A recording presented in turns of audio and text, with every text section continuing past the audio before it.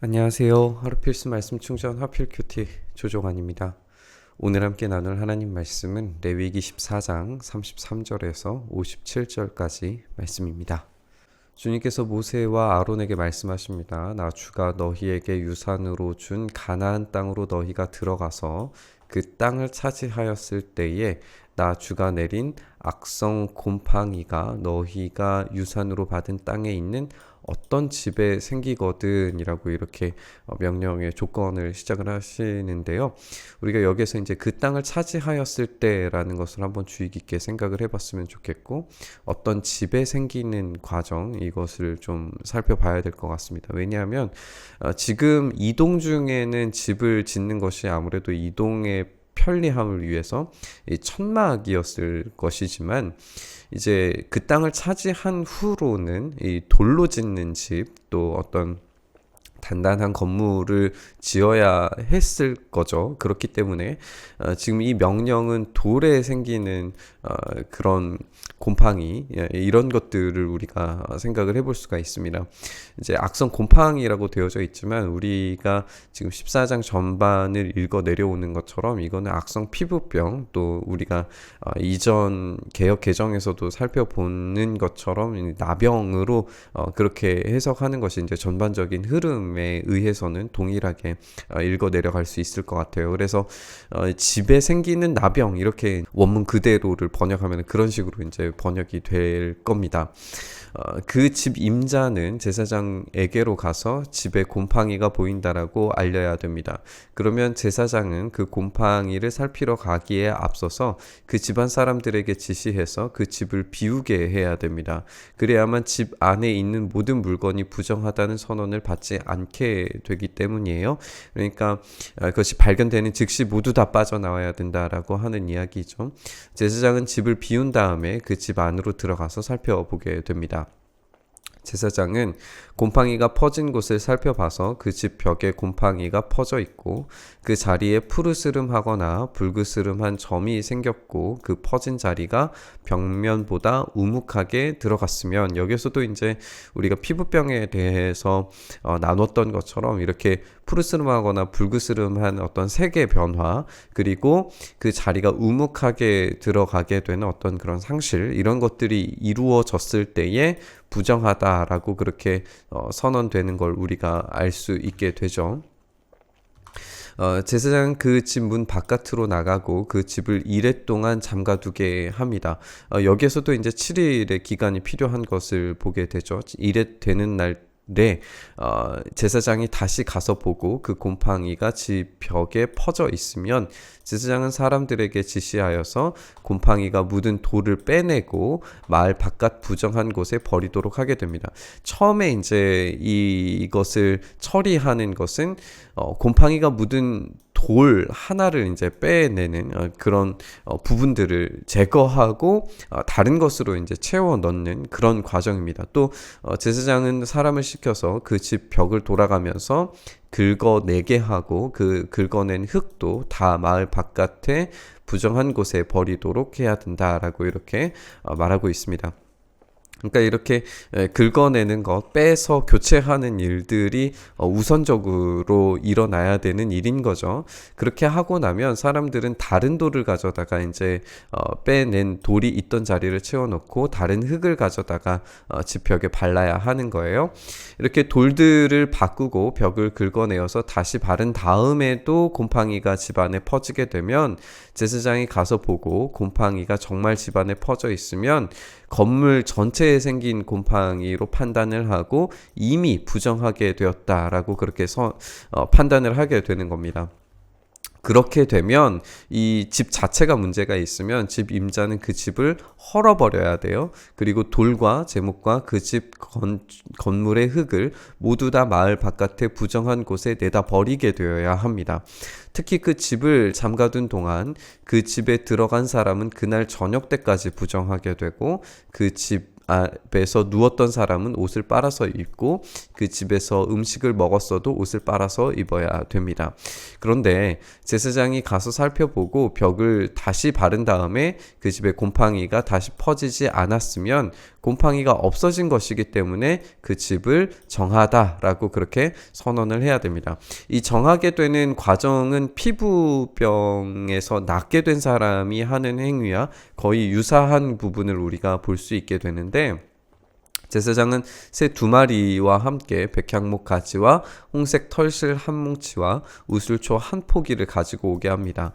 그 집 임자가 그 2마리 새 가운데에서 한 마리를 잡아서 생수가 담긴 오지 그릇에 담으면, 제사장은 백향목 가지와 우슬초 한 포기와 홍색 털실 뭉치를 살아있는 새와 함께 죽은 그 새의 피와 생수에 담갔다가 그것으로 집에 7번 뿌리게 됩니다.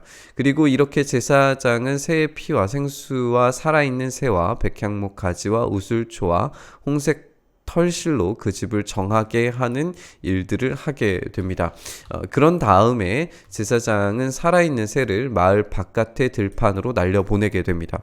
우리가 이제 죽은 새와 살아있는 새 2가지가 존재하는 것을 보게 되고, 그 죽은 새의 피에 묻혀서 피는 뿌려졌고 새는 자유롭게 날아가게 해주는 것을 우리가 보게 되죠. 이 피부병에서 나은 사람이 했던 그 행위와 동일한 것을 하는 걸 우리가 보게 됩니다. 그렇게 해서 제사장이 그의 집에 죄를 속하면 그 집은 정하게 되는 것입니다. 이렇게 이 14장에서는 악성 피부병과 백선, 옷이나 건물에 생기는 곰팡이, 또 부스럼이나 뾰루지나 어루기에 대한 규례로 사람이나 물건이 언제 부정하게 되고 또 언제 정하게 되는지를 명령을 하신 겁니다. 이것이 이제 악성 피부병에 관한 규례다라고 이렇게 말씀하고 계십니다. 오늘은 이제 집에 생긴 부정을 다루는 장면을 우리가 살펴봤는데요. 오늘 묵상해보고 싶은 부분은 돌로 만든 건물이 단지 집에 국한되지 않았을 것이라는 부분입니다. 이스라엘의 성전 또한 돌로 지어졌습니다. 그 말은 성전에 곰팡이가 피었을 때에 악성 피부병이 생겼을 때 그것을 긁어내고 또 돌을 빼내고 다시 짓는 과정들이 필요했으리라고 하는 겁니다. 그렇게 성전은 여러 번 무너지고 다시 세워지는 것들을 반복을 했는데, 예수님께서 바리새인과 서기관의 누룩을 주의하라라고 그렇게 말씀하셨던 적이 있었죠. 그리고 성전을 무너뜨리고 다시 사흘 만에 세우리라라고 그렇게 말씀하시기도 하셨습니다.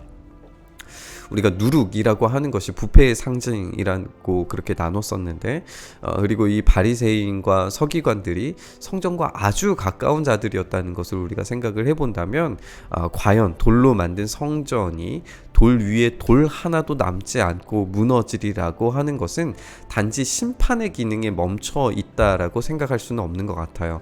오늘 본문에 따르면 그렇게 무너뜨리게 되는 것은 악성 피부병으로 말미암아서 당연히 이제 제거되어야 되는 것이었고, 무너뜨리고 다시 세워야 하는 것을 이야기하셨다는 것이죠. 물론 우리가 예수님께서 하신 이 성전의 비유 3일 만에 다시 세우겠다라고 말씀하신 이 예언이 예수님의 몸 자체를 비유했다는 것을 우리가 알고 있습니다.